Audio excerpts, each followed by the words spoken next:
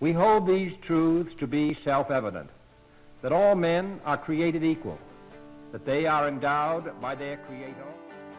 Welcome to The Pursuit, a podcast where we examine and explore life, liberty, and the pursuit of happiness 250 years after the Declaration of Independence and the founders declared those rights as unalienable and inherent in all people.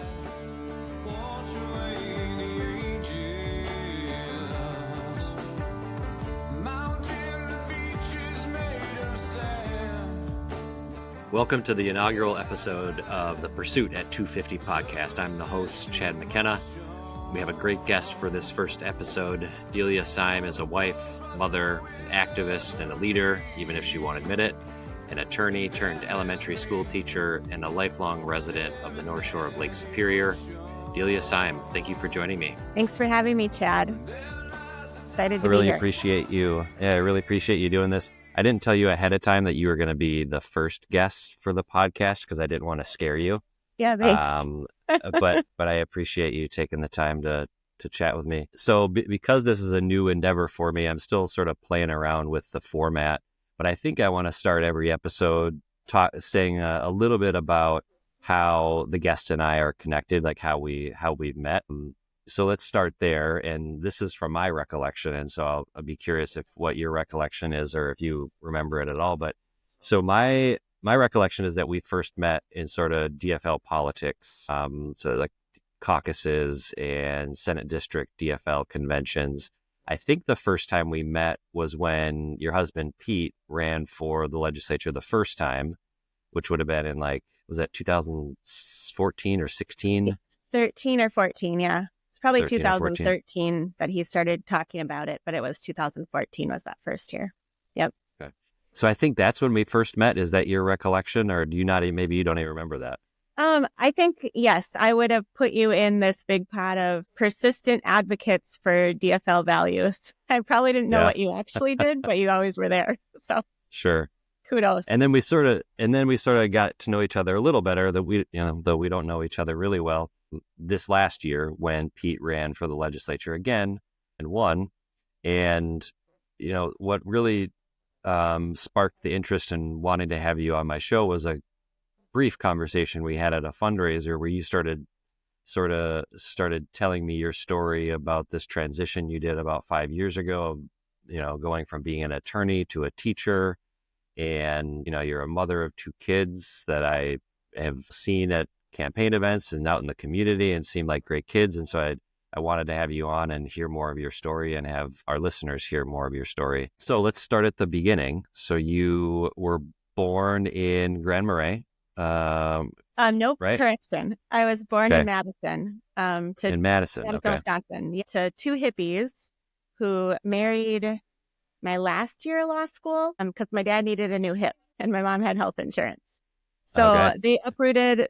They planned to leave Madison pretty quickly after they became parents. And so they took myself, and my brother was a baby at the time, up the North Shore where my dad had spent a lot of time canoeing. He was like a whitewater canoeist and spent a lot of time in the Boundary Waters. And so that was the extent of their plan.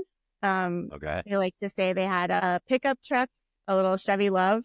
My mom had a Volvo and $1,000, no jobs, nowhere to live. That was it. Just rolling the dice. So Grand Marais for life, pretty much. Okay. So not born in Grand Marais, but then you spent your formative younger years in Grand Marais. Tell us what growing up in Grand Marais was like. Well, gosh. So to the extent people understand what hippies are like the legit original ones, they are not really into traditional roles or lives. So we lived very much off the grid. We had 10 acres for the first 10 or 12 years of my life. And then they ended up getting 240 acres on the east side of the county. But we lived without water or power or phone until I was 10. We got a phone. And my parents still don't have indoor plumbing. So very, very rural and, just homesteading before homesteading was cool and without any bank account to back it up if you changed your mind. So we would steal water from the laundromat. You take gallons, bleach gallon containers and fill those up from the laundromat and bring those home. There was an artesian well by one of our houses, or one of our homesteads, and we could get water from that too. But the complicating factor was pretty early on, my dad got really, really excited about sled dogs. And so it's one thing to haul water for a family of 4. It's a whole other thing to haul water for a 78 pack of dogs. So, 78? Correct. Yeah. Wow.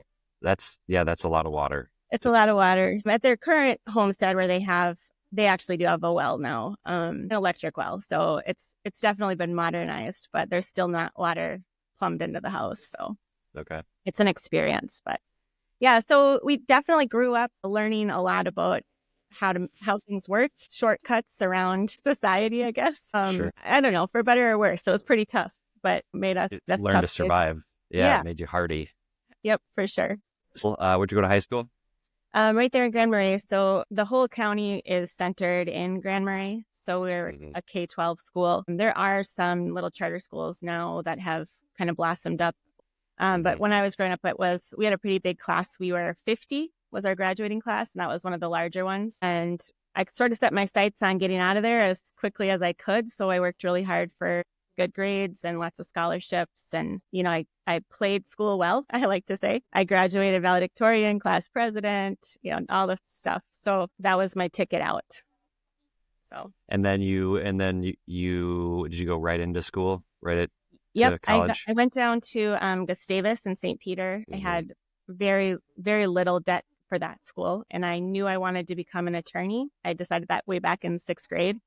I kind of weighed the two, if I wanted to be a teacher or an attorney. And my dad didn't like teachers, and teachers didn't make anything. And I thought, well, all right, I'm good at arguing. I like researching stuff. So law school it is. When I went to Gustavus, I studied English and philosophy because it was pretty easy to use that for law school. And then right from there, I went to Billy Mitchell in St. Paul, which is now Mitchell Hamlin, I believe. But at the time, it was still just William Mitchell. And it was really geared toward people coming back like second careers or even third careers. So a lot of my classmates had just these incredible life stories and experiences. And it made for even though I hated law school from the beginning, it made for a lot richer experience. I learned a lot from my peers. So. I have a good friend who went to William Mitchell, I think right before they merged with Hamlin. And it was his second career, and he went back to be an attorney and absolutely loved it. So, and you became a real estate attorney. Yeah. Specifically, was that something you kind of fell into or you were passionate about? I think when I say that, that's to me is like contracts. I mean, everything that we do is about contracts. And so I had spent most summers in high school and all of college working for a solo practitioner up in Grand Marais that was he was a wonderful mentor to me. He's passed away now, Dick Swanson, but he kind of had taken me under his wing from a very, very young age. And his primary focus was real estate work, but he did a lot of things that branched off from that. So businesses that are sold or leased, estate plans, everything that has to do with property was really where he was at. We didn't do family law and we didn't do criminal work just because it's such a small community. But so that was where I started. And I learned from a really super knowledgeable, he practiced for nearly 50 years up there. So, and titles up there are very complicated for so many reasons, survey issues, Native American rights, different land patents, things of that sort. So I learned really well, even though I didn't like it. And so the first time I quit the law, I was going to become a Montessori teacher. I was going to go to California and try to get trained in Montessori. But on my path, on my way, I had an attorney down in Duluth who called me up and said, I heard you quit. Why don't you come work here for a little while, pay off some of that law school debt? And that was Paul Loris at Freiberger. So then I went on and spent 10 years there. So, and in that was through the recession. So I ended up using my real estate work to do a lot of foreclosures. We represented just dozens of lenders through some really awful times for a lot of people. Yeah. And then some commercial development work, if you think about UMD and St. Scholastica and some of those changes that have happened around those, our firm worked on all of that stuff. So exciting and positive stuff as well. But I never accepted or got good at tracking my time by 6-minute intervals. And once I became a mom, I really didn't want to do that anymore. So it was just really hard. So then at some point you made the decision that you wanted to make the career switch and pursue the teaching degree. Yeah. And I'll be super honest with that. What happened was my wonderful husband said, yeah, honey, well, I think that, a huge pay cut and going back to grad school is actually going to be cheaper than a divorce. So what have you got to lose? Right. So, yeah. So that workload is really hard. I think for everyone, but with a shift worker, Pete would be gone 24 hours at a time. And I was working 70, 80 hours a week. And then I tried to go part-time after our second daughter was born. And I still was working just so much, but I was off at the partnership track at that point. So it wasn't sustainable at all. It sounds similar to our family story where we had our daughter and my wife was a criminology major. She went to work for the county attorney's office as a victim witness coordinator for a brief time. Couldn't find anything locally in Duluth and got a just temp job at the Housing and Redevelopment Authority. And then stayed on there for 8 years. And she got to a point where she just didn't like the work anymore and just sort of dreaded going to work. She was not happy and wanted to go back to school to become a nurse. And I didn't use the divorce analogy, but I was like, how can we tell your daughter you can do anything in this world, anything you want to do, if her mom is not happy in what she's doing, right? You should do what makes you happy. So let's do it, even if we're going to incur a bunch of debt. And now she's in a career that she loves and is a game changer. So I can definitely relate to that. Yeah, for sure. And you hit on that there when you said that pursuit of happiness. I think there is that in career, right? Like lots of times people think that they know what is going to make them happy. And then once you get into it after a while, maybe that isn't going to make you happy. So can you supplement it or do you have to change track? Right. Yeah. So let's get into that, the pursuit of happiness. So for the listeners, I sent Dehlia a questionnaire. I'll be sending the guests coming on the show a questionnaire just to get people thinking about some topics and sparking some discussion. And I actually want to read some of what you wrote in the questionnaire and then just talk a little bit about it. I asked in the questionnaire, what does pursuit of happiness mean to you? And you said, I think it would be better to pursue meaning. You might not always be happy or ever happy, but if you are able to pursue meaning in life and work, that goes far in creating a human existence worth living and worth celebrating. It feels less selfish to me to pursue meaning. Inevitably, making your life meaningful is going to bring goodness to other people outside you or your intimate web, whereas your own happiness, I just keep thinking, at whose expense? So talk a little bit more about that. So when you heard pursuit of happiness, I think what I get the sense of in that is that you're thinking the way a lot of people think of pursuit of happiness being how can I buy a home and buy a car and succeed in these material ways?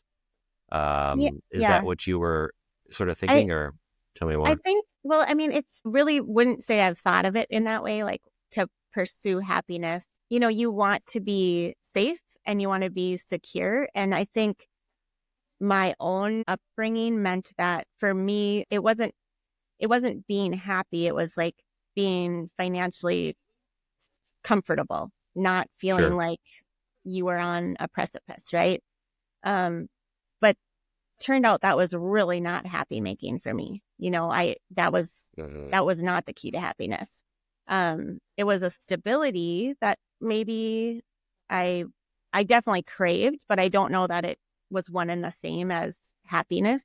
And it feels, now at 45, it feels very privileged to think I'm going to pursue happiness. And I think some of that is because I am privileged, so I can talk about it that way. But I'm also in that real mindset of motherhood, where it's not about me, right? It's about my kids. And so, and I'm in that shift of when is it unhealthy to be more about your kids than about you? And how do you figure out what makes you happy versus what you're doing to make your kids happy? I think my parents would think that they had made me super happy as a kid. I had a great childhood. had sled dog puppies every other month, but there was all kinds of hangups to that too, or disadvantages. So I think for people to feel like they're pursuing meaning in their lives, that feels more valuable to me, I guess. Something where you feel good about what you're doing every day, and you're maybe leaving the world a little bit better of a place. Yeah. I have a couple other like quotes I want to read and get your reaction to, so I'm not an academic scholar by any stretch of the imagination, right? But I've been sort of fascinated by this idea of the pursuit of happiness, life, liberty, and the pursuit of happiness these last couple of months, as I just think about where we are as a country, and like 2026 is the 250th anniversary of the Declaration of Independence. So I've been reading a bit about it. Some of it's probably confirmation bias, right? Like I'm finding stuff that confirms what I feel about life, liberty, and the pursuit of happiness. So this is, the founders probably wrote a lot of stuff about it that I'm not seeing. But one of the things a quote that I found that I really like is one by Thomas Jefferson. And he wrote, "The order of nature to be that individual happiness shall be inseparable from the practice of virtue. Without virtue, happiness cannot be." And so I think that sort of aligns with what you're sort of saying.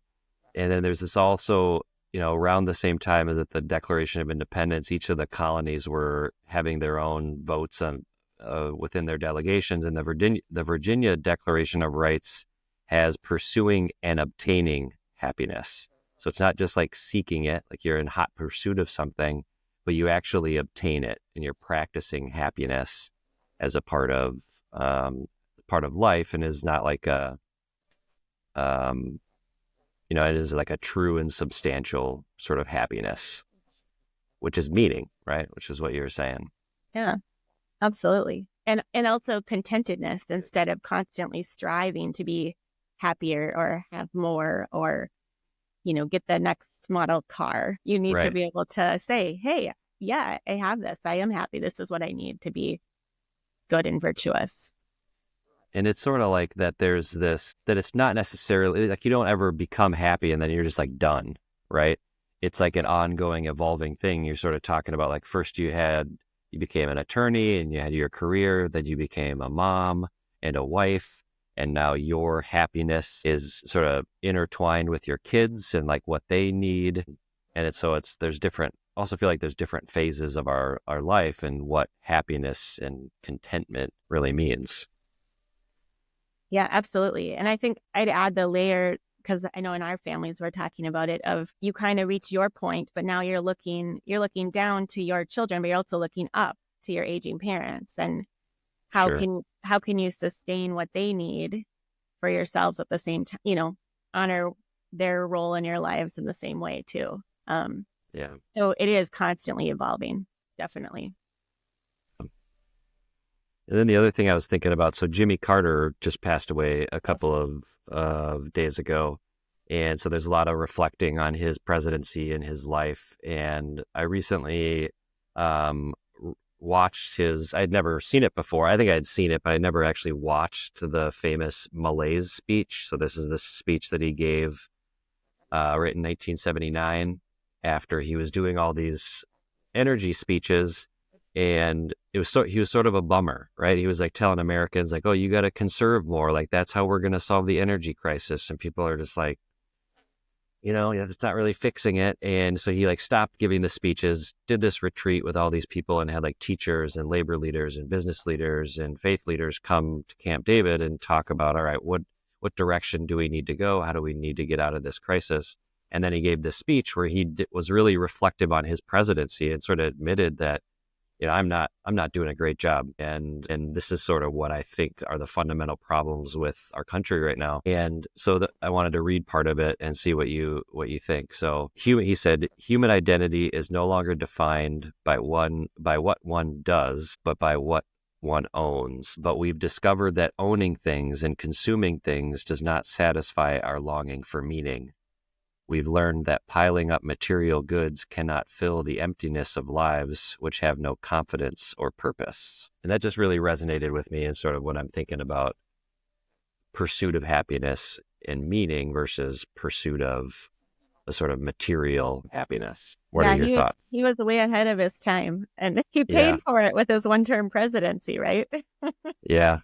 But Yeah. no, I mean, he was, I was saying to Pete, he was our first president. I was born in 79 and Pete was born in 78. So we came into a Carter administration and quickly was replaced by Reagan, right? So stark contrast between the two. But I think that's I would say that quote says so much about our current political landscape as well. You know, we have a significant amount of our population that is struggling, is labor, is working class, being promised these, you know, instant goods and instant value added to their lives. And we know that's not a reality. That's not how it works. But the desperation and the persistent keeping people down at the bottom tier, you know, you look at different inflationary increases compared with minimum wage increases. I mean, it's no wonder that we have a really disgruntled population.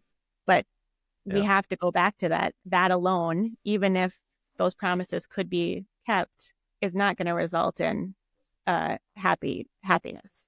There has to be more meaning in it. And I don't mean to, you know, I'm obviously a Democrat, but I don't think the Democrats are doing a good job of explaining that either. Sure. I think there has to be a deeper look into how we are valuing our workers and the people that are really important to how our society runs, instead of just that top 2 or 3% brass, because that's not, I mean, that's where, to me, we have to have another revolution in a way. I don't know how else you change it. Yeah. And the irony is that, like, Jimmy Carter is really speaking to that in the speech that he gave. And if you, like, I went back and listened to it and then read the text too, so much of it rings true to sort of what we're feeling now. Like, it's not the same causes, right? He's talking about, like, the turmoil of Kennedy assassination, Bobby Kennedy assassination, MLK assassination, the Vietnam War, Nixon, you know, and Watergate and all of that stuff. But there's just so many things that have piled up, and it just feels like a similar type of angst that was maybe there at the time. So then Reagan comes in, and I think, like, made changes that our economy has never recovered from. And like you said, I think in a lot of ways, Democrats have tried to ascribe to some of, like, what they see as the good parts of Reaganomics and not really address the really horrible parts of it in terms of the union busting, the taxes, disinvestment in our communities. And now here we are 50 years later, still trying to figure out how we make up for that. Yeah, completely. I mean, it's bittersweet, the timing of Carter passing, you know, and looking ahead to this upcoming inauguration and thinking, we haven't changed that much. Yeah. So let's talk a little bit about being a teacher. And so shift gears a little bit, being a teacher, and what I see as, like, a very important role if I'm thinking about, you know, life, liberty, and the pursuit of happiness, and, like, starting kids off to be citizens of a community. It's at home, but it also starts in schools, right? And the value that teachers bring to that process is what's invaluable in my mind. But so let's talk about you as a teacher. So you're elementary school teacher. So you teaching a specific grade or multiple grades? I'm teaching 3rd grade. I have taught kindergarten and 2nd grade, but 3rd grade is my preferred grade, and that's where I am again this year. So I've only taught at my own kiddos district, which is challenging at times, but also great because I feel like I'm truly invested in that community. It's my district. Sure. I pay taxes for it. I vote for those school board members and really consider all those kids to be our kids. So I think for me, I would say I had everything about my path has been surprising to me at different points. So I can remember I went to grad school at Scholastica, and I can remember having some, like, solid secondary social studies only teachers in my class. That's what their plan was to do. And I thought, gosh, I love social studies, but I mean, how much do you really get to get into that in elementary school? And I have to say, there's been years when I have been challenged quite a bit for social studies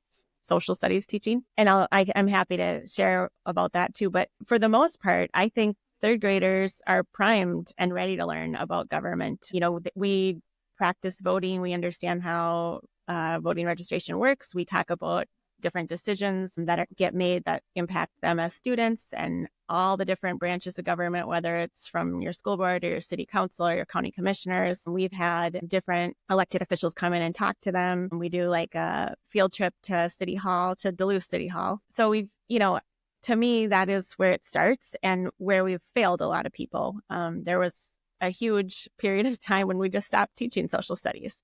And between that and illiteracy, you have citizens that don't know how to figure out what to vote for or who to vote for. And I would also say, since at least maybe 2015, we have sort of a acceptable level of incivility in the public discourse that, all you have to do is go into a school and it's right there reflecting back at you. So we can't change how those conversations happen at home, nor should we. I think parents have that right to teach and influence their kids as they want. I've drugged my own children to plenty of marches and I plan to keep doing so. But they have to learn how to become informed, engaged, and they have to recognize that it's a responsibility. It doesn't exist. It won't continue if you don't participate. And you should be excited that you get to participate. There's all kinds of countries where that isn't the given. We talk a lot about the rights of women and girls because I have two girls. I've been in a male-dominated profession before teaching, and there's just so many incredible stories of women across the world that have made big changes. Kids love to learn about that. They love to learn about girls not being able to go to school or being expected to go to school, not having the same voting rights, not having the same financial rights, even in our own country. And it fascinates them because it just feels so unfair, and fairness is so black and white at that age, but also that they can really kind of get together and say, hey, to the boys in their class, you would never do this, right? So yeah, because it's also so foreign to them of like, what? Women couldn't vote? Like, what? Right. It's fabulous. I know I've been told before, well, you don't have to teach kids that. That's how it is. But I fear that history always repeats itself. So if you don't even know your history, how will you recognize it when it's coming back at you again?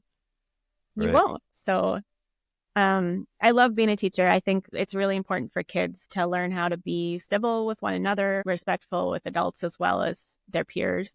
I love that they can have really great conversations. There's like different websites for kid appropriate news. And I say kid appropriate, but it's not all like sanitized. It has really great discussions. So I can remember the morning after Russia invaded Ukraine, we had that in our News for Kids in our morning meeting. And we had a big talk about that and what that means and peace and that kind of right where you feel really safe in your country and then all of a sudden you aren't, and what that's like. And I don't know, I think kids are more capable of those conversations than we let them be, or we expect them to be.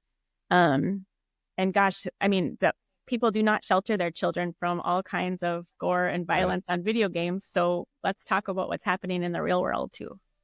Nor are they sheltered from politics either. Our daughter she's in third grade. And don't judge me for this, but she started to watch YouTube, like kids YouTube. Yeah. But still she'll get ads. And so I'm driving her to school one day and she said, Dad, who's so-and-so? And I was like, how do you know that name? And she said, I saw an ad for her on YouTube. And I was like, oh yeah, she's running for this seat. And she's like, is she a Republican? And I was like, yeah, she is. And so it was like, not only did she know to ask, but she like sensed from what she heard that and like put it together. This candidate is a Republican. Yeah. All right. The other day she asked me, Dad, do you have to vote? Like just out of the blue. We weren't talking about it at all. She's just like, Dad, do you have to vote? And I was like, no, you don't have to vote, but like legally you don't get in trouble if you don't vote. But so we had a discussion about why you should vote and about how like countries like Australia, they do have compulsory voting. Like you do have to vote or you get fined. And she's like, well, I don't think that's fair. And so we talked a little bit about that. And it's like, she's really smart at third grade, right? They get it. They get it. Oh, that's awesome. I know the ads you're talking about because my third graders would get them too. Which I think is good. If that's your demographic, third graders, okay, keep going.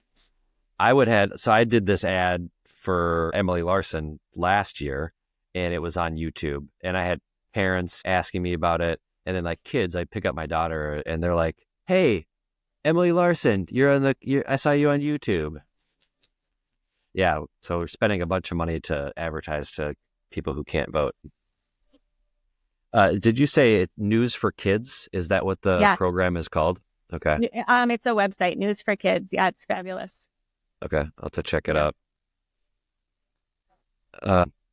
One of the other things that you wrote that I wanted to read back and talk a little bit about was to the question of what makes you hopeful about our country's future. And you said, "The patriarchy is not long for this world. All of these moves to clinch power and limit voice are moves of desperate men who see that they are losing their grip on power.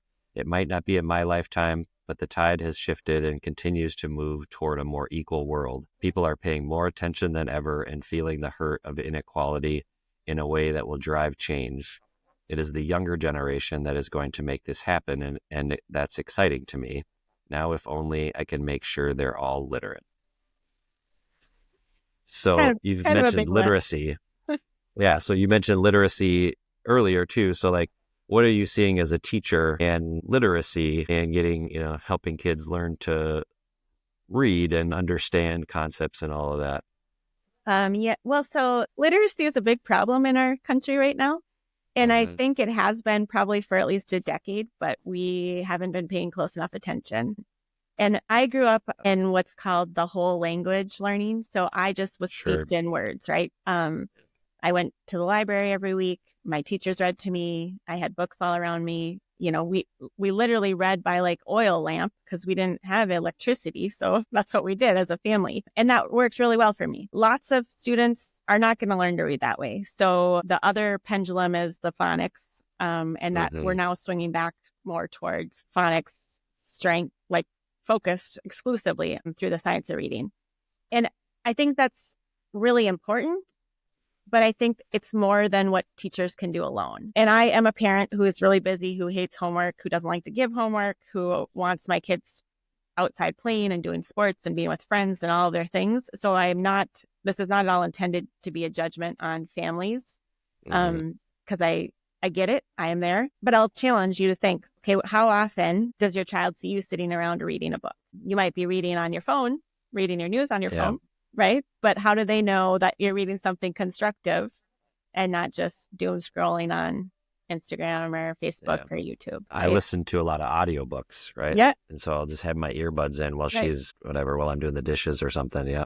Yeah. And I'm the same way. I read my New York Times on my phone. I will listen to audiobooks or news podcasts constantly. So that sort of cultural change of how we're always on the go, we're always multitasking. We're not really showing our kids that we read or that we consume to learn. Sure.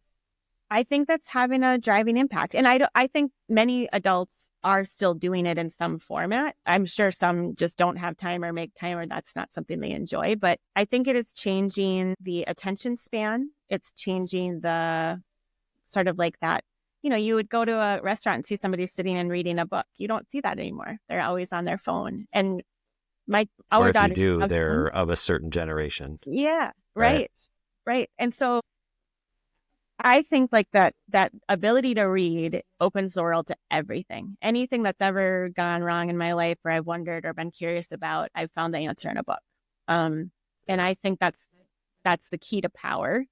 It's the key to understanding where you came from, where you're going, our history, how our government works, everything. So you can't just say, well, they're not going to need to read because AI will read it to them. I don't think we can trust that, right? I mean, that's the whole problem, is that if we're just taking in the news that reflects what we think, we're not really getting both sides of the story. We're not having that real discriminatory thought about like, well, is this true? Or what does that perspective look like? And it is hard. It is really hard to change my mind and have my mind changed. But I'll tell you I think it was yesterday or maybe 2 days ago, I was reading, there's a website called the 74. It's like all about education and like the 74 million kids in the United States, I think. Anyway, it popped into my inbox. One of the top stories was an article about why we should get rid of the Department of Education, which of course all of us have been, oh my gosh, don't do it. And I thought, this guy raises some really legitimate points. And it is hard as a teacher and someone who strongly believes in the Department of Education to read that and take that in and think, wow, okay, maybe there's something to this that we should be listening to, right? But I wouldn't do that if I wasn't a reader, because I would just hear what I want to hear from my sources. So yeah, I think so much of the literacy issue has to be community wide. It can't just be teachers in classrooms. And it would go back to that pursuit of meaning too. Yeah. Kids have to want to read, want to learn what they're reading. You can't make them read something they don't want to read, just like you wouldn't, right? So finding something at the same time, curious about. Right. Yeah. And then I think that it's sort of like in my mind, a snowball, right? It's like finding something that they enjoy and really can really take a hold of their imagination. And then like, this is what I remember anyway, of like really then starting to love reading. And then no matter what I read, I can count on one hand the number of books that I was like, I didn't like that book, or I didn't learn anything from that book. Right. And then didn't finish it. But the vast majority, you get to a level of publishing a book, you know what you're talking about. So you can tell a convincing, compelling story. It's all good and like helps no matter what it is, even if it's like, it just helps you become a well-rounded person, right? To read something that maybe you wouldn't necessarily read by someone who knows what they're talking about and can tell a compelling story. Yeah. One of the things you said that, getting different people's perspective, right? Yeah. That's something. So like in third grade, I read to the kids every single day, and it's always a novel that has multi-purpose. So like the start of the year, we read I Survived the 9/11, right? Because it's that's not a very high level book, but it has high level content of things that you need to start to understand about our country and why things are the way they are today in 2024. And then we'll read, it depends on the year. This particular group of kiddos had me last year too, but we'll read The Birchbark House by Louise Erdrich, because then we can talk about the role that Indigenous communities have had in the Great Lakes area. And we can also talk about colonialism and what has happened as the white man has pushed west across the United States. So you're talking about geography, you're talking about history, you're talking about oppression, you're talking about how governments were formed, who was here. There was already a working government that looked quite a bit different than our government. Pursuit of happiness, there was no land ownership with Indigenous communities, but that didn't mean that they were not thriving. Building on those types of conversations, there's another great one that we've done called Sylvia and Akai, which is about it's based on a true story. It's two girls, and it's all right around the time of internment camps with World War II. And so that opens up this whole, you learn about the discrimination against Mexican Americans, Japanese Americans. We can talk about kind of like the plantation type of crops that we still have today, to this day, right? So just that kind of context, the vocabulary, the background learning that kids get, we as adults can do that from kindergarten on easily, maybe younger, right? So figuring out how to help parents or other adults in kids' lives do that in a meaningful way so that they're excited to learn history and learn how our world works while enjoying a good book. And then pretty soon they're wanting to read, okay, well, what comes after the Birchbark House? I want to read that book, because that's a series of like 5 books that Erdrich wrote. So I don't know. That's, to me, that is where how we have to solve the literacy. But I'm not going to be able to solve. No, and we can't, right? And that's what I love about what you're saying, that it's like it's a partnership, right? It's like getting it at school, but then also getting it at home.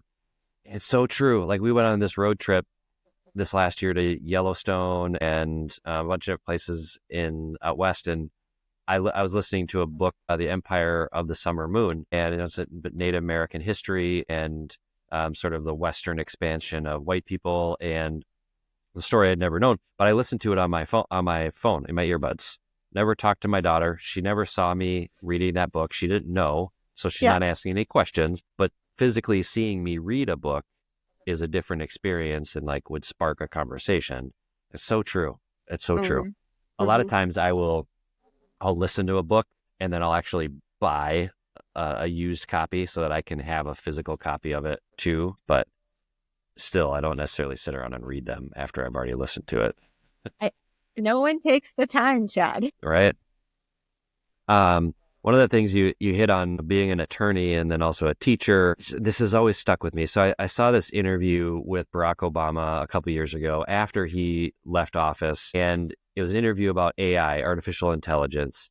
And he said in the interview, he's like, maybe AI isn't like a law partner, but maybe they can be writing a brief that a second-year attorney is writing and supporting that law partner or something like that. And I was just like, wait a minute, then how does someone become a partner if they don't have the experience of writing as a second-year law, whatever you call it, associate? Yeah.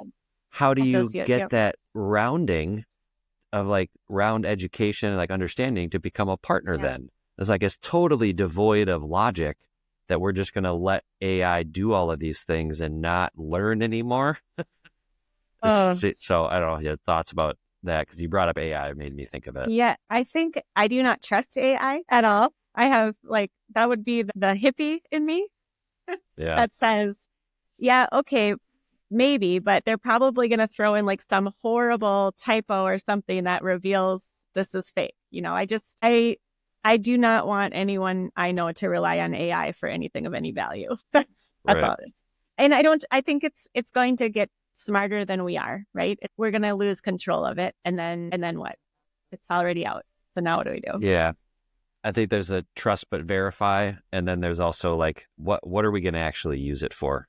Are we going to use it for good? Are we going to use it for the creation of like broad prosperity? Like, is everyone going to prosper for the fact that we no longer have to do X, Y, or Z job? Or are those just going to increase profits for those that are, controlling the AI? That's what really worries me for sure. And that, like you just mentioned, like you lose that experience. I mean, we were just discussing this with machines and engines. Like if you rely so much on computers, when the computer stops working, you're going to need a very specific person to be able to fix that computer versus, okay, I think I know how to take apart this engine and put it back together because I did this on my other truck. And that already is problematic, and it limits both jobs, but it also limits opportunity because everything becomes more expensive. So yeah, I'm not a huge fan. I have tried to use it and I've been sorely disappointed. Yeah, the other thing is like it's just the amount of energy that it takes to the computing power is sort of mind blowing. I saw in this thing, just sidetrack, that on Christmas Day there's always an NBA basketball game, right? And it was the Spurs and I don't remember who they're playing, but I turned on the HBO Max that night to watch something, and I saw that they'd used AI to turn the basketball game into a cartoon. So not like a cartoon about a basketball game, but the actual game, and they simulcast it. And instead of watching the game, you watch a cartoon. Yeah, and that's what I said. I was like, why? Why is this? Why are we doing this? And I feel like maybe part of it is like we're at the phase of AI where we're just throwing things at the wall, right? And see like what sticks, what people like, but still like seems like a weird investment of time and resources. 100%. Yeah. Yeah. So, I'm sure that there's potential, right, in like research and things of that sort. Yeah, absolutely. Those mundane tasks that they could be doing. But I don't feel like the general population needs access to AI. So, right. Certainly not school kids. Right. How have you approached this? I was not prepared to ask this question, but I am curious that you mentioned that your kids have phones. Yep. I have a third grader. She has a tablet that she gets to watch or play games on. Her and her cousin play Minecraft together. How did you approach devices with your kids, and at what age did they get a phone? Well, so my kids were in, first and third grade when we went into lockdown. Sure. And Pete is an essential worker, right? So he was on shift or living in the garage, and I was teaching from the basement. I And interrupt you so, there. So for those that don't know, so Pete is Delia's husband, who's a firefighter in Duluth. Go yeah. ahead. And they were really, I mean, like everyone, they were really concerned. They didn't know how it could be spread, right? Transmitted. So Right. he was going into houses with very, very sick people, and he didn't want to bring that into our house. So we didn't eat together. We didn't sleep in the same room. He would wash his clothes at the station. And then he had a cot in the garage. And I think lots of healthcare workers followed similar models and first responders. But so Yeah. our girls were not that old, but they were very much on their own for huge chunks of the day. So the expectation for our district was we would start school at 8:15, and we would be present like this with our class until 2:30 or 3. So you would have little bits where you could, take okay, everybody work quietly on this. I'm going to run to the bathroom. But for the most part, we weren't parenting a whole lot. So, Yeah. so the girls had devices from school, and then they had one of our old phones that they shared because we don't have a landline in our house. And so the days when I would be physically at our school, like when we went to hybrid and they would be home, and we had to have a way. It was mostly like safety, like, okay, this is how you reach us if you need us. And then, so that would have been, I mean, really, it was like 4th and 2nd grade would have been hybrid. So they had a shared phone starting then. But it was mostly just to call parents, grandparents, text, and stay in touch with your friends that way. It wasn't a lot of gaming stuff. We're not video gamers at our house at all. So then I'm trying to think of when they actually both got theirs. I would have fine to just go back to a landline. Now, remember, I didn't have a phone. Growing up, I had a phone when I was 10 for like a year or two. And then the only reason I got a phone once we moved, so we had a single wide on 10 acres on the west side of the county. And then we moved to a house. My dad's a carpenter, so he was is still building our house on that 240 acres. And we lived there, I mean, I want to say 4 years maybe without a phone. And then I was doing pre-calculus. And I said, I'm not going to pass this class if I can't work with the people. I need to be able to have a phone. So we had a landline, but it was probably 16 or 17, I don't know. So to me, the fact that my little kids need a cell phone just made no sense to me. So that was all Pete. I blame Pete. It's all him. I'd still go back to a landline if I could, but. I think I signed up for this thing called Wait Till 8 for a long time ago, right? And so, which I think is a great example of what you're talking about in the way I'm sort of thinking about government more and more these days of like, it's got to be a partnership between people and elected officials and people who work for the government. And the same thing with schools, right? It's got to be a partnership between teachers and parents. And so the idea behind Wait Till 8th is that a group of parents will all agree we're not going to buy our kids a device until 8th grade. And then there's not that social pressure of like, so-and-so has a phone, so I need to have a phone, right? Because that's probably a lot of where the pressure comes from is like, one, it's super easy and like relatively inexpensive. Why wouldn't we just get a phone? And plus, all these other kids have a phone, Mom. Like, why can't I have one? Yep. But so far, so good on holding off getting a phone. Now they have the watches where you can like only communicate with certain people. So now her friends are starting to get that. So. Well, I say kudos to you. If I could have pushed them to wait longer, I would have. I think that pressure, so that era of the pandemic kids, they were so isolated, so they got really used to just being on FaceTime or on a device like this on a Google Meet for hours at a time. I mean, I can remember having students who were home alone, 3rd graders, home alone all day because their parents were working and they just needed company, And so I think that span of kids, a lot of them got phones much younger than they would have otherwise. And like our girls are locked down on like apps. They don't really, they don't have Facebook or TikTok or they just got Instagram. She's 14. She just got Instagram for the first time a month or so ago. And they have really strict screen limits.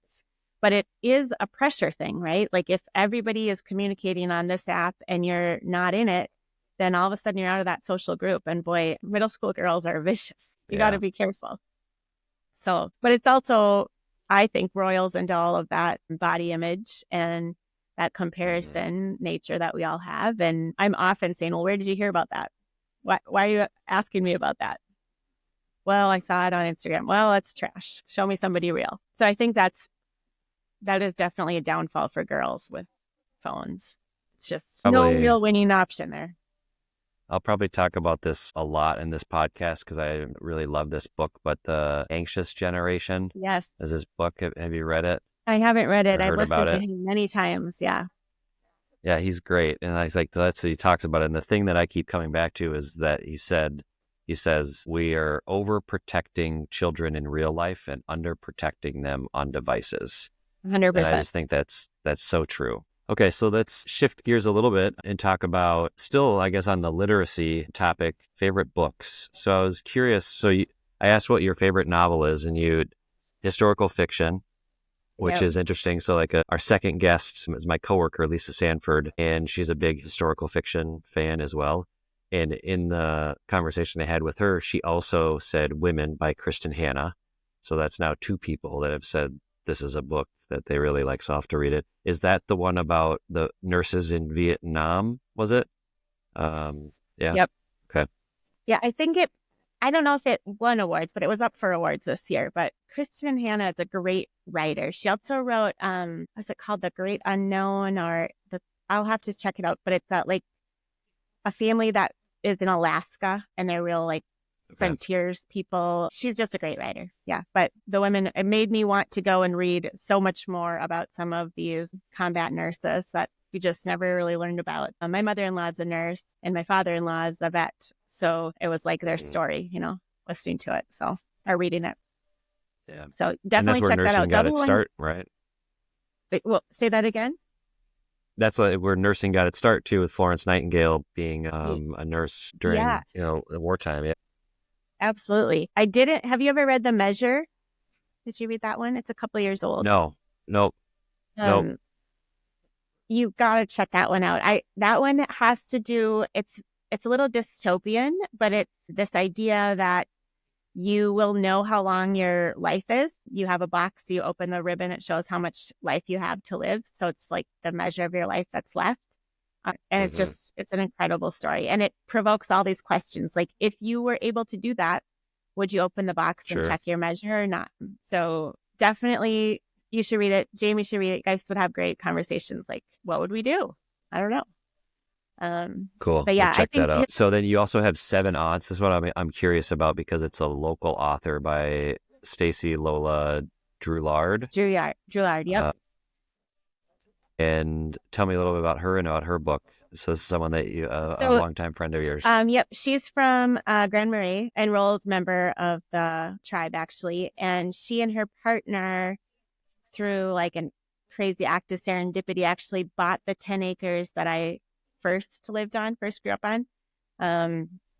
Did you know her before that? Yes, just not very well. Okay. Okay. But she's just like a visionary artist. She worked for a long time with Betsy Bone. I helped her purchase a bakery when I was an attorney up there. So she had Lola's Bakery. So she's been just like a kind of a Jane of all trades, but she's an incredible writer. She's written a lot of nonfiction about Native American history along the shore. And she's done a lot of advocacy for reclamation and figuring out how to get lands back into Native hands. But this book, Seven Aunts, is all about her 7 aunts. And they're like little mini biographies.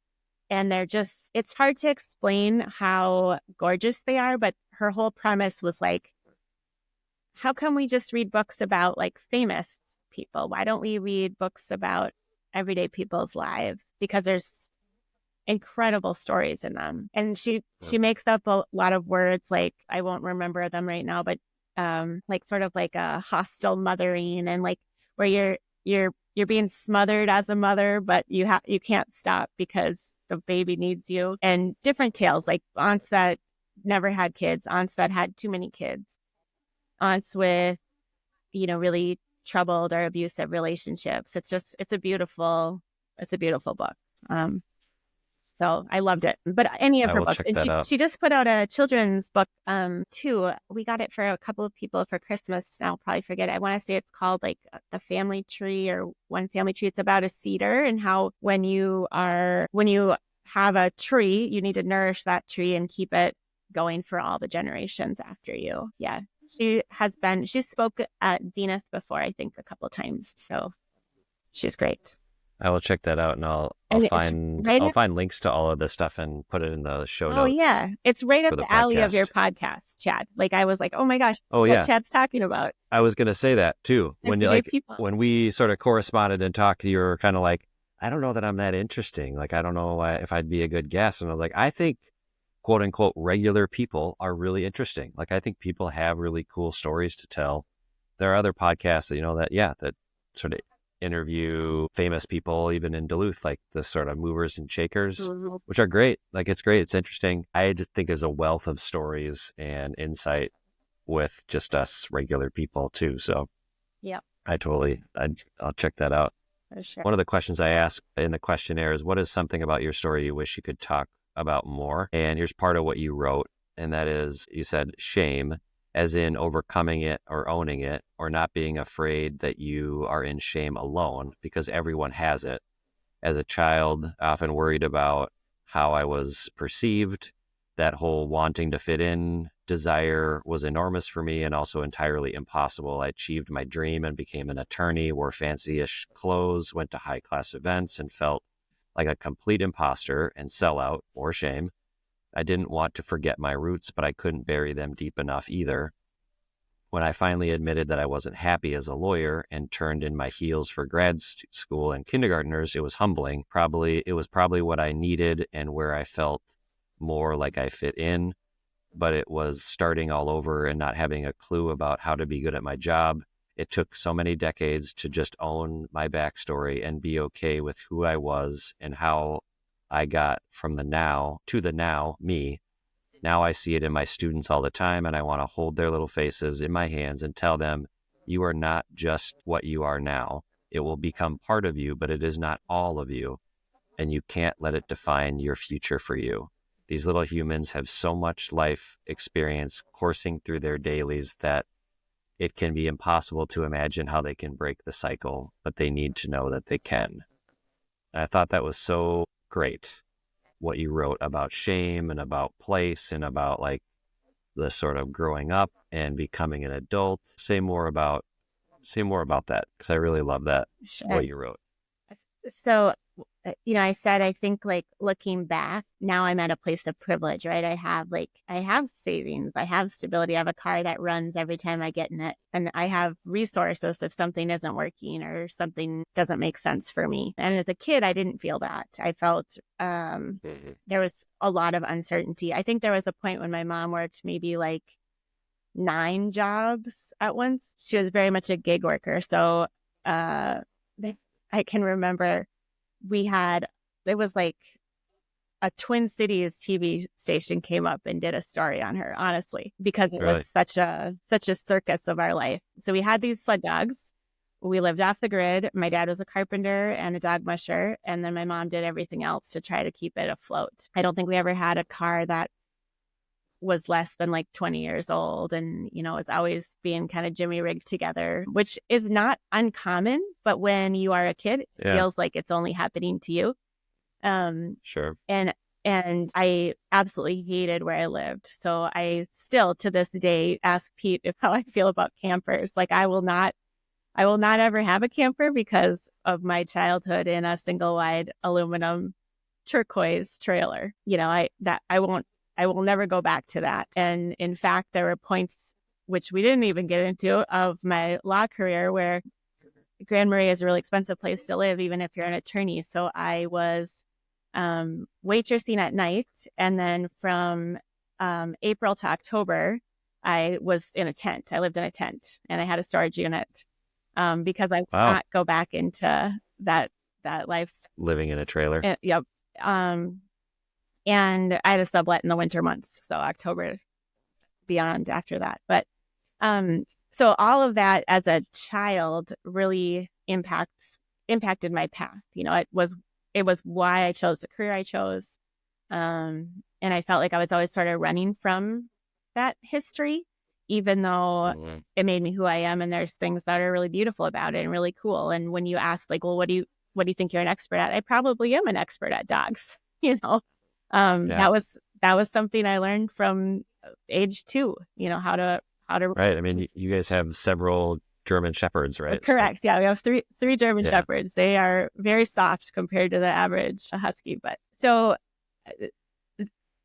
I mean, I think that isn't like a me story, but it was. I mean, it's not exclusive to me, but I've done a lot of reflection on it over the years, and I think now, being in my second career and seeing some of what reality is for our kids, I know that they probably have those same feelings at times. You can't control if your clothes are covered in dog hair or smell like smoke or what. I mean, that isn't all of who you will be, but boy, it feels really hard when you're a kid, Feels like you are, yeah.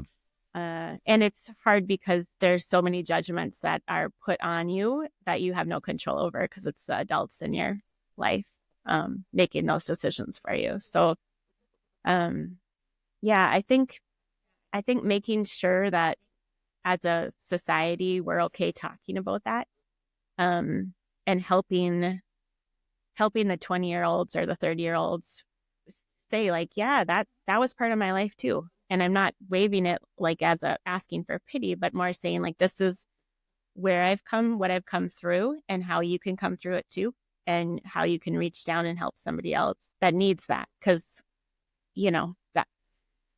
that old often trot out Wellstone quote is, we all do better when we all do better. Like, we do. So instead of like trying to just put yourself saying, well, at least I'm not that bad, instead reach down and help that child or adult up. So I don't know if I spoke to it very well, but I just think there's a lot of baggage on me, and you don't always see it, but it's I think you did. Yeah. I mean, I think a lot of people can relate to that. I mean, when I was young, we lived in a trailer, right? And like, kids can be vicious, and kids can be very hurtful, whether or not they intend to be or not, right? And I think there's a lot of people who have that story of like wanting, when they're younger anyway, at least to run away from their humble beginnings, or like run away from their parents, or run away from whatever. And then later realize, like, oh, there was value there in that experience. And I understand that experience when other people are experiencing it. And so I can connect with people and have that conversation, or just help people, like, because like, this is not the end of the road. Right. Your life is going to be so much bigger than that. Yeah. Yeah, absolutely. There was one other quote that you made me think of that I wanted to read. So, in thinking about life, liberty, and the pursuit of happiness, I've been reading sort of like, all right, what did the founders mean by that? Where did that all come from? And there's all this, like, it's all interwoven of like English common law and legal theory, and like antiquity philosophy and Stoicism and Christianity, and like all this stuff like wrapped together, and like Enlightenment, and like a lot of it is based on.